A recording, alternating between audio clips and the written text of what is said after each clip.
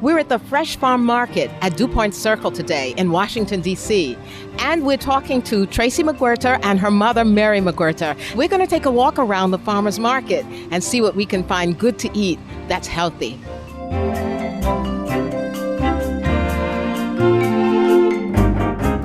Any dark leafy green is ideal. It's the healthiest food. If you can get it fresh or raw like this, that's what you want to do. And I actually chop these up and put them in a salad, or I'll use them to put in my green smoothies in the morning. Maybe we'll put it in our salad later today, our kale salad. Maybe we'll add a little bit. All right. To get some variety. Oh, that'd be nice. Yeah. That'd be nice. Delicious. Good. Very good. Delicious.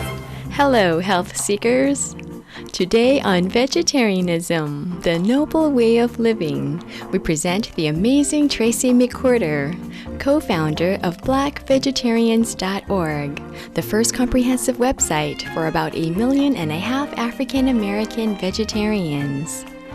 Tracye is also a public health nutritionist, a dynamic speaker, an author, and a glowingly vivacious vegan for over 20 years.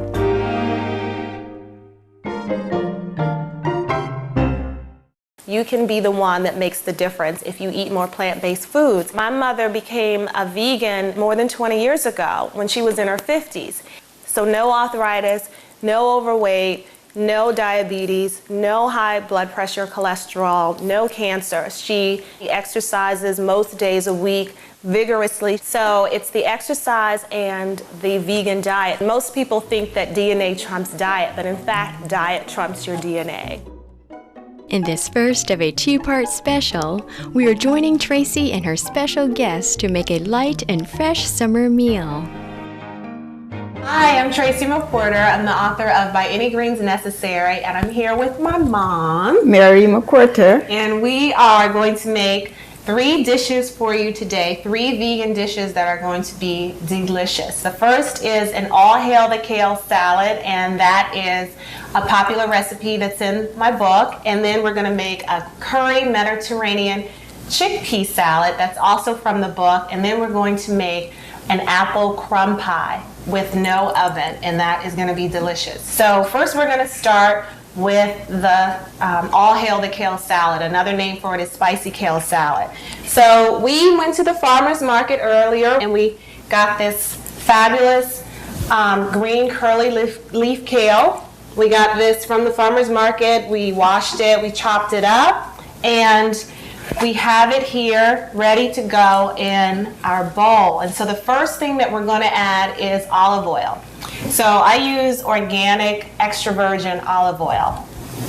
And we're just going to pour a little bit of this. So we're not going to cook it. It's going to be completely fresh, a raw dish. And this is a wonderful way to have your salad without using lettuce. Our next ingredient is the Bragg liquid amino.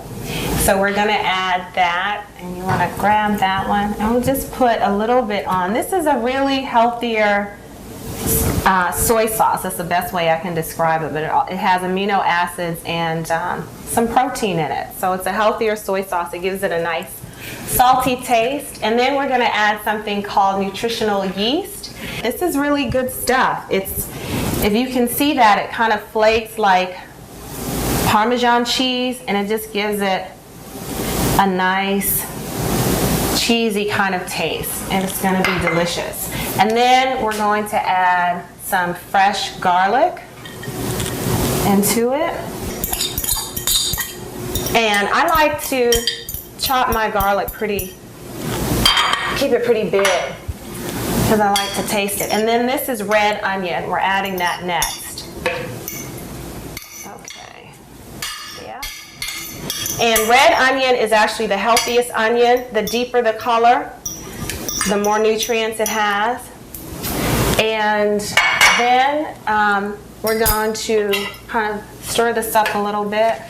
And you can see that it's very pretty. The oil coats the leaves. The kale is so good for you.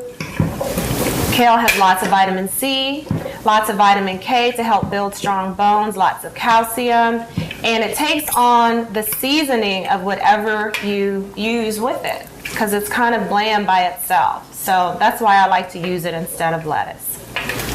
Okay, and what's really great about this dish is that you can see it's already breaking down the fiber in the vegetable. So you don't need to cook kale. You don't need to cook your greens, because the olive oil and the Bragg liquid amino help to break down the fiber. You can also use apple cider vinegar, or you can use fresh lemon juice or lime juice. So the next thing, I think, the avocado. Yeah, we'll add some avocado. And avocado is one of those things that you can eat that you don't have to buy organic, because it's seldom sprayed. So it can be about $1 per avocado on sale, at least here in DC, and you can get it without all the pesticides, without it actually being technically called organic. And then we can add the cherry tomatoes. Okay, just dump them in there, about half of it, I guess. Yeah, that's good. Okay.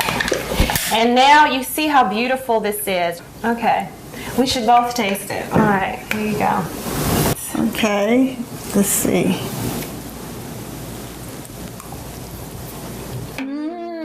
Delicious. Good. Very good. Delicious. So, that's our spicy kale salad. All hail the kale salad. Delicious. Delicious. Tracye makes the best salad. We are now going to make a Mediterranean curry chickpea salad, one of my favorite dishes. So we start with chickpeas. These are also called garbanzo beans. And really a delicious bean loaded with calcium. So we start with these garbanzo beans, or chickpeas, which is what I call them.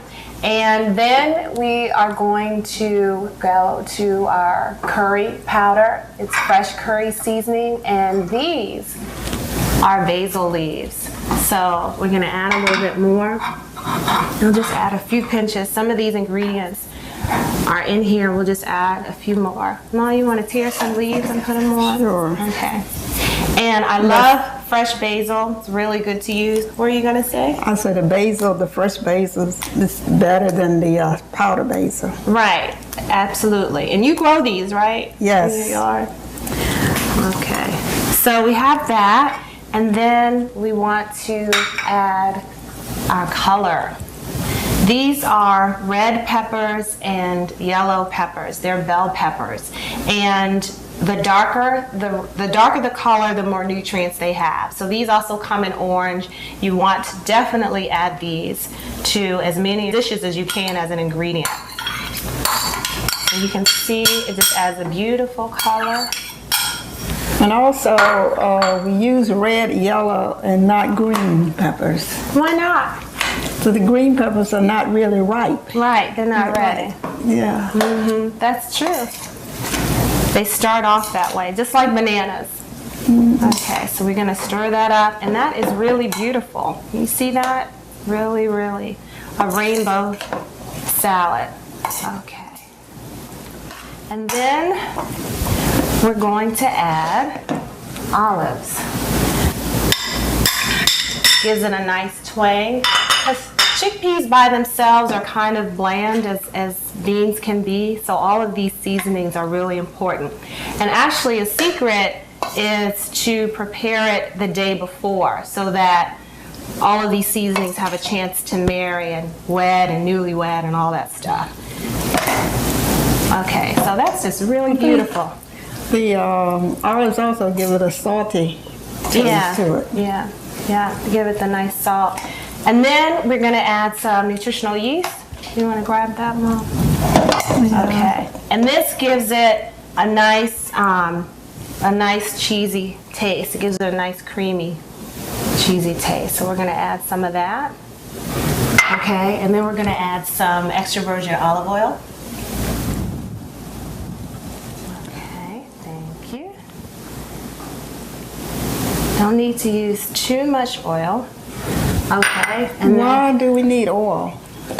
well, I use olive oil in this dish because it's so good for you. Olive oil is a fruit oil. It comes from the olive. So we have fresh oil, fresh olives, and then we have the olive oil as well. So you don't need to be afraid of oils as long as they're healthy. And olive oil is a good oil because it's a poured oil. You can pour it like salad dressing as opposed to using it for frying. It has, it's really not good to use it for cooking for longer than maybe 5 to 10 minutes at the most because it smokes and burns so quickly. It's best to use it as a dressing. So it has excellent good fat. Okay. So what else do we want? Bragg's liquid amino? Yes. Okay. All right, so this is a healthier soy sauce. We used it in our spicy kale salad. We're gonna use it again. And then a few more cherry tomatoes, and that's it. Okay, you can dump them in there. All right, so we're just gonna stir this up. So Ma, I want to ask you, because I've been asked this question. As long as I can remember, I've been cooking. So how long have I been cooking, really? You probably started when you were about 10. And why is that? Why did I start when I was cooking when I was 10? Because I was working and I didn't get home until about 6 in the afternoon, and you were hungry. So you started cooking. Okay. So you wouldn't have to wait until I get home to eat. Okay, and I'm the youngest. I have two older sisters, so they were cooking too. So we took turns. Okay, so I'm grateful because now I can cook for myself, and I think I'm a pretty good cook. So this is it. This is the dish. Very beautiful. Should we try it? Sure. Okay, let's grab a couple of spoons.